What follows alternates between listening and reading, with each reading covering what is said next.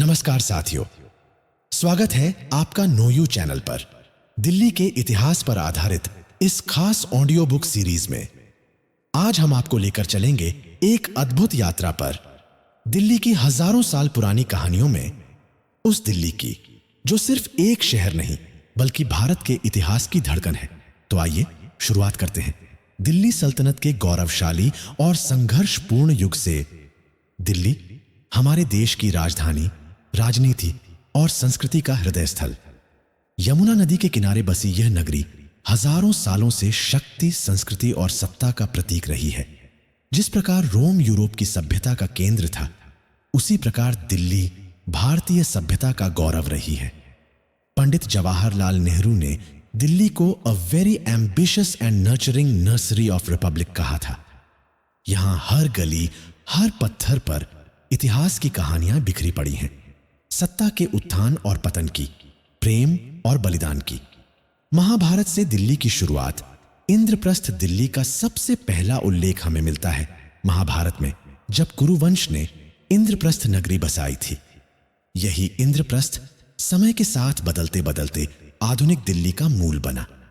दिल्ली ने कई साम्राज्यों का उत्थान और पतन देखा, तोमर वंश से लेकर चौहान वंश तक, और फिर दिल्ली सल्तनत का उदय, लालकोट और किला राय पिथौरा। दिल्ली की पहली बसावट 11वीं शताब्दी में तोमर राजा अनंगपाल ने लालकोट का निर्माण कराया। दिल्ली का पहला संगठित किला और बसावट।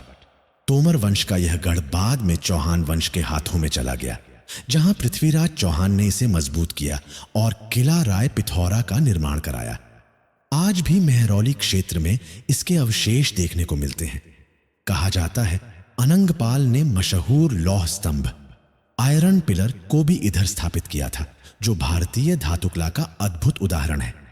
पृथ्वीराज चौहान और मोहम्मद गौरी का संघर्ष 1192 में तराइन के युद्ध में मोहम्मद गौरी ने पृथ्वीराज चौहान को हराया। यह एक निर्णायक मोड़ था जिसने दिल्ली के राजनीतिक परिदृश्य को बदल दिया। अब दिल्ली में इस्लामिक सल्तनत की नींव रखी गई। यहीं से शुरू होता है दिल्ली सल्तनत का सुनहरा और संघर्षपूर्ण अध्याय। गुलाम वंश और कुतुब मीनार का निर्माण गौरी के सेनापति कुतुबुद्दीन ऐबक ने गुलाम वंश की स्थापना की। उन्होंने मेहरौली में कुव्वत उल इस्लाम मस्जिद बनवाई, भारत की पहली मुस्लिम संरचना। साथ ही कुतुब मीनार का निर्माण भी शुरू कराया, जिसे आगे इल्तुतमिश ने पूरा कराया। दिल्ली अब एक नया रंग, एक नई पहचान ग्रहण कर रही थी। खिलजी वंश और अलाउद्दीन खिलजी का सीरी फोर्ट 13वीं सदी के अंत में खिलजी वंश सत्ता में आया। अलाउद्दीन खिलजी ने मंगोल आक्रमणों से दिल्ली को सुरक्षित रखने के लिए सीरी नामक नई राजधानी बसाई। सीरी फोर्ट आज भी दिल्ली के हौज खास क्षेत्र में अपने इतिहास की गवाही देता है। हौज खास का प्रसिद्ध जलाशय भी अलाउद्दीन के शासनकाल की देन है। तुगलक वंश और तुगलकाबाद का निर्माण 14वीं सदी की शुरुआत में गयासुद्दीन तुगलक ने तुगलक वंश की स्थापना की। उन्होंने तुगलकाबाद किला बनवाया, एक विशाल और अभेद्य किला जिसे आज भी दिल्ली के दक्षिण पूर्व में देखा जा सकता है। गयासुद्दीन तुगलक और सूफी संत निजामुद्दीन औलिया के बीच खींचतान के कई किस्से आज भी दिल्ली के फिजाओं में गूंजते हैं। मोहम्मद बिन तुगलक और जहांपनाह गयासुद्दीन के पुत्र मोहम्मद बिन तुगलक ने जहांपनाह नामक एक नई संरक्षित राजधानी बनाई, जो पुराने लालकोट और सीरी को जोड़ती थी। उनका शासनकाल कई विवादित निर्णयों के लिए प्रसिद्ध है, जैसे राजधानी को दिल्ली से दौलताबाद स्थानांतरित करना और फिर वापस दिल्ली आना। फिरोज शाह तुगलक और फिरोजाबाद। फिरोज शाह तुगलक ने फिरोजाबाद नामक एक और नई दिल्ली बसाई।